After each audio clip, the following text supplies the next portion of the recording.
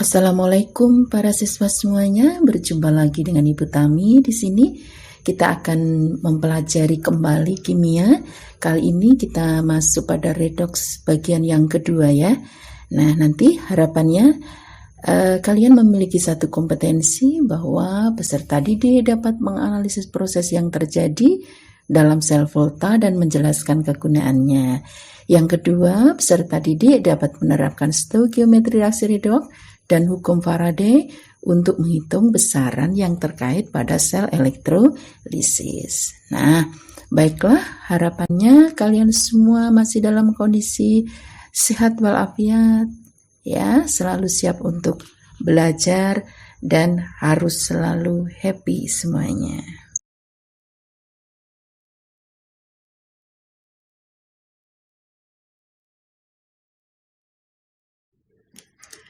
Nomor 1, sel volta atau galvani.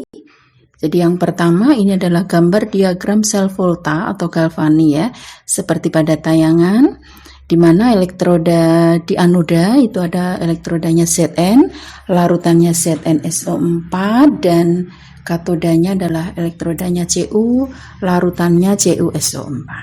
Ya, kemudian dihubungkan dengan sumber arus listrik di situ. Nah, nanti akan menunjukkan pada ini voltmeternya akan terjadi berapa beda potensial atau potensial elektrodanya, ya.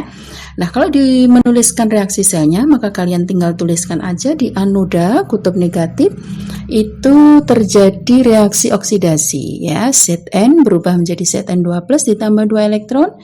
Katodanya adalah kutub positif, Cu2+ tambah 2 elektron menjadi Cu, reduksi ya.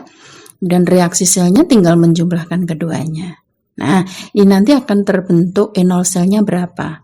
Nanti kita pelajari ya untuk hitungan potensial elektroda standar. Nah, kalau disuruh menuliskan notasi sel ya tinggal Zn berubah menjadi Zn2+, pakai tanda garis miring ya. Kemudian dipisahkan jembatan garam, jadi ada slash 2 itu Cu2+ menjadi Cu. Nah, biasanya ditulis E0 selnya juga di sebelah kanan. Ya.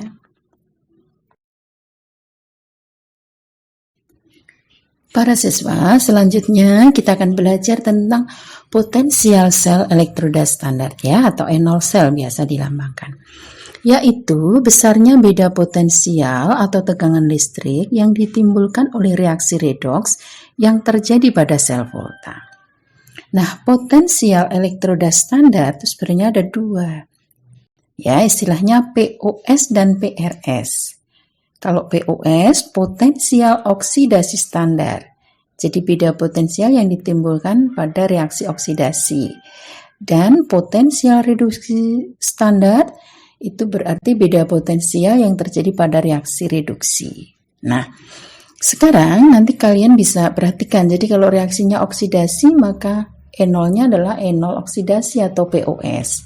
Ya, kalau reaksinya reduksi berarti E0-nya adalah E0 reduksi atau PRS. Nah, sekarang kita mau menghitung untuk potensial sel elektroda atau disingkat E0 sel ya, hitungan E0 sel.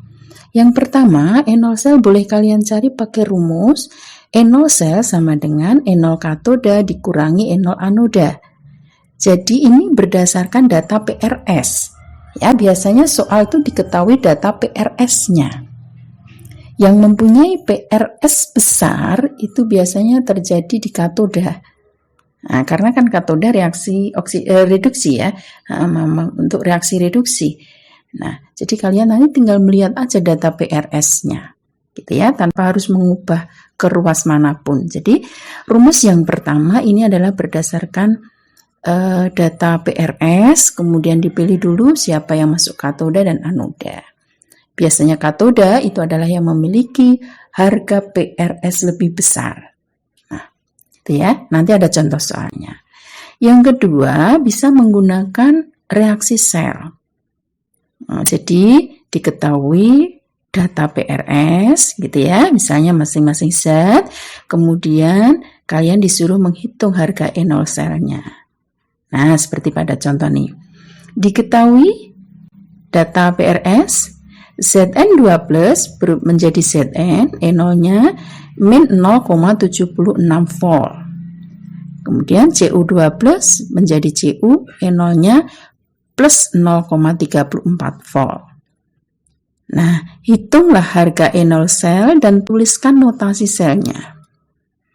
Kalau dari data PRS ini, kalian bisa perhatikan siapakah yang terdapat di kutub anoda dan siapa yang menjadi katoda. Nah, karena Cu ini memiliki harga PRS yang lebih besar dibanding Zn, maka nanti katodanya adalah di Cu dan anodanya adalah Zn. Gitu ya.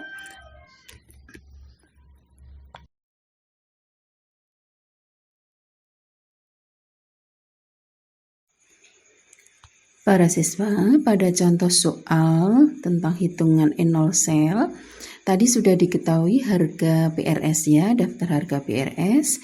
Kemudian kalian bisa menentukan yang mana masuk di katoda, yang mana masuk di anoda. Ya, tinggal perhatikan saja data PRS-nya. Nah, kalau PRS-nya lebih tinggi berarti dia masuk di katoda, dan yang PRS-nya lebih kecil tentunya ada di anoda. Ya. Nah, pada contoh soal yang tadi, kita coba menggunakan rumus yang pertama. Jadi, E0 sel sama dengan E0 katoda dikurangi E0 anoda. Nah, karena di sini katodanya Cu, jadi kita langsung masukkan plus 0,34 dikurangi min 0,76. Ya, jadi plus 0,34 plus 0,76 volt sama dengan plus 1,10 volt.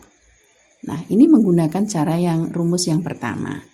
Sekarang kalau kita menggunakan rumus reaksi sel, maka tadi sudah dipilih katoda dan anodanya ya. Jadi langsung diubah ke reaksinya. Hanya yang perlu diperhatikan, karena di anoda itu terjadi reaksi oksidasi, maka reaksinya harus dibalik. Karena yang diketahui adalah reduksi, ya. Jadi anoda di sini Zn berubah menjadi Zn2+ ditambah 2 elektron, E0-nya ikut berubah tandanya. Ya, tadi negatif, maka di sini jadi positif 0,76 volt. Katodanya Cu2+ ditambah 2 elektron menjadi Cu, E0-nya plus 0,34 volt. Jadi reaksi selnya Zn ditambah Cu2+ menjadi Zn2+ ditambah Cu. E0 selnya sama dengan plus 1,10 volt. Sama kan? Menggunakan dua rumus ya. Ya, jadi karena E0 selnya berharga positif, maka dikatakan bahwa reaksi ini berlangsung spontan atau terjadi arus listrik. Nah, kemudian untuk notasi selnya, kalian tinggal tuliskan Zn berubah menjadi Zn2+, Cu2+ menjadi Cu, E0 selnya sama dengan plus 1,10 volt.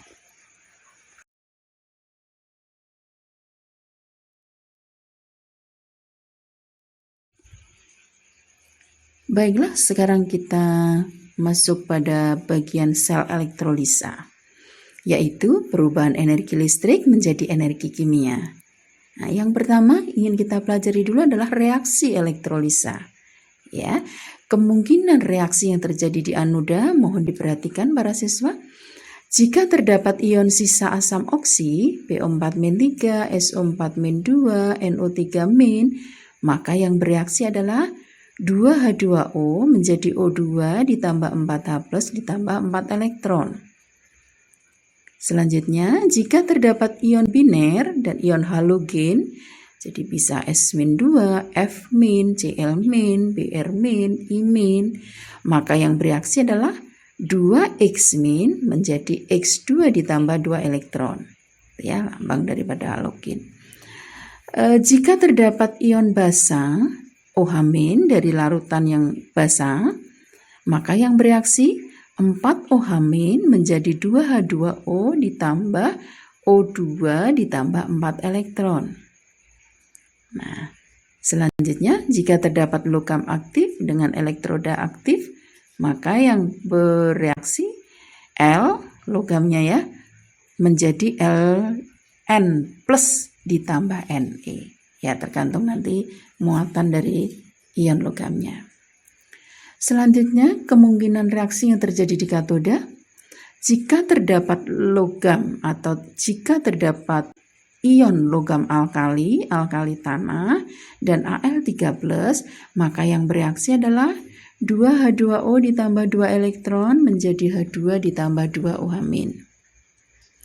Jika terdapat ion H+ dari larutan asam, maka yang bereaksi 2H+ menjadi 2H+ ditambah 2 elektron menjadi H2. Jika terdapat logam aktif, maka yang bereaksi Ln plus ditambah Ne menjadi L.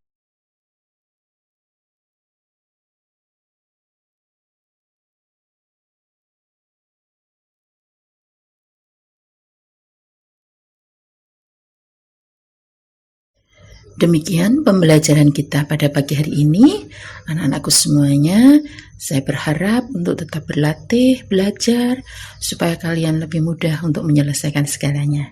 Ya, salam sehat pastinya, dan sampai ketemu di video berikutnya. Terima kasih, semoga bermanfaat. Assalamualaikum warahmatullahi wabarakatuh.